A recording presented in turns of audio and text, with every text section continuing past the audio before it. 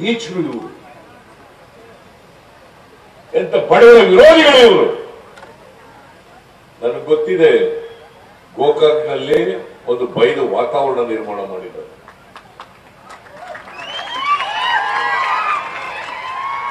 ಪ್ರಜಾಪ್ರಭುತ್ವದ ವ್ಯವಸ್ಥೆಯಲ್ಲಿ ಪ್ರಜೆಗಳೇ ಪ್ರಭುಗಳು.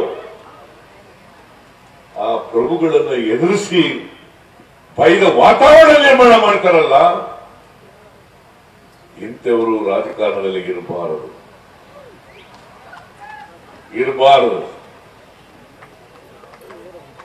ನಾನು ಹಿಂದೆ ಬಂದಿದ್ದೆ, ಒಂದ್ಸಾರಿ ಬೈ ಎಲೆಕ್ಷನ್ ಅಲ್ಲಿ ಬಂದಿದ್ದೆ ಇಲ್ಲಿಗೆ. ಇದೇ ರಮೇಶ್ ಜಾರಕಿಹೊಳಿ ರಾಜೀನಾಮೆ ಕೊಟ್ಟು ಮತ್ತೆ ಚುನಾವಣೆ ನಿಂತಾಗ ಬಂದಿದ್ದೆ. ನಾನು ರಾಜೀನಾಮೆ ಕೊಟ್ಟದು ಗೊತ್ತಾ?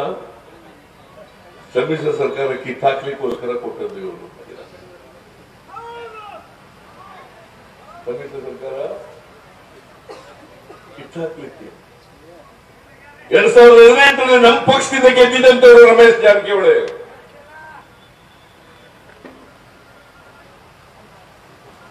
ಅಧಿಕಾರದ ಆಸೆಗೋಸ್ಕರ ಸಮ್ಮಿಶ್ರ ಸರ್ಕಾರವನ್ನು ಕಿತ್ತು ಹಾಕಿ ಆಪರೇಷನ್ ಕಮಲಕ್ಕೆ ಒಳಗಾಗಿ ಇವತ್ತು ಅವರು ಕೂಡ ಮಂತ್ರಿಯಾಗಿ ಉಳ್ಕೊಳ್ಳಲಿಕ್ಕೆ ಸಾಧ್ಯ ಆಗದೆ ಹೋಯಿತು.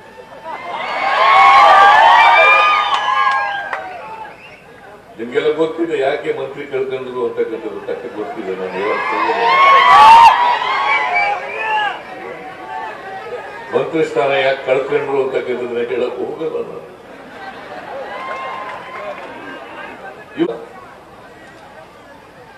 ಜನಪ್ರತಿನಿಧಿ ಆಗ್ಬೇಕೇನ್ರಿ? ಹೇಳಿ ನೋಡೋಣ, ಆಗ್ಬೇಕಾ? ಹೇಳಿ, ಜೋರಾಗಿ ಹೇಳಿ, ಧೈರ್ಯವಾಗಿ ಹೇಳಿ. ನಾವಿದ್ದೀವಿ, ಎದುರ್ಕೊಳ್ಳಕ್ ಹೋಗ್ಬೇಡಿ. ನಾವೆಲ್ಲ ಇದ್ದೀವಿ. ಅಶೋಕ್ ಪೂಜಾರು ಹೋರಾಟ ಮಾಡ್ಕೊಂಡು ಬಂದಿರೋದು ಈ ಕ್ಷೇತ್ರದಲ್ಲಿ.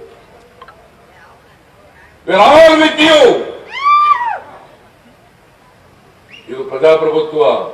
ಯಾರಿಗೂ ಎದುರ್ಕಬೇಕಾದಂತ ಅಗತ್ಯ ಇಲ್ಲ. ಮುಕ್ತವಾದಂತ ವಾತಾವರಣದಲ್ಲಿ ವೋಟ್ ಮಾಡಿ ಅವರನ್ನ ಮನೆ ಕಳಿಸಿದ್ರೆ ಇಲ್ಲಿ ಪ್ರಜಾಪ್ರಭುತ್ವ ನೆಲೆಸಲಿಕ್ಕೆ ಸಾಧ್ಯ ಆಗ್ತದೆ.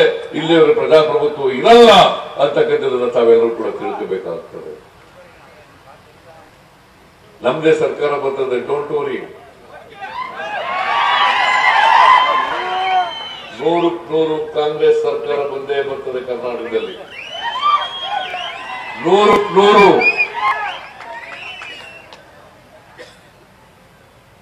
ಇವತ್ತೇನ್ ಪೊಲೀಸ್ನವರು ಅವ್ರ ಬಾಲಂಗೋಚಿಗಳ ತರ ಇದಾರಲ್ಲ, ಅದೆಲ್ಲ ಬದಲಾವಣೆ ಮಾಡ್ತಕ್ಕಂಥ ಕಾನೂನಿನ ಸುವ್ಯವಸ್ಥೆ ಹಾಳಾಗಿದೆ. ಇಲ್ಲಿ ಕಾನೂನೇ ಇಲ್ಲ, ರೂಲ್ ಆಫ್ ಲಾ ಇಲ್ಲವೇ ಇಲ್ಲ. ಇಲ್ಲಿ ಎಲ್ರಿಗೂ ಐದು ವಾತಾವರಣ ಎದುರಿಕೆ. ನಾನು ಹೇಳ್ತೀನಿ, ಈ ಸಾರಿ ಎದುರದೇನೆ,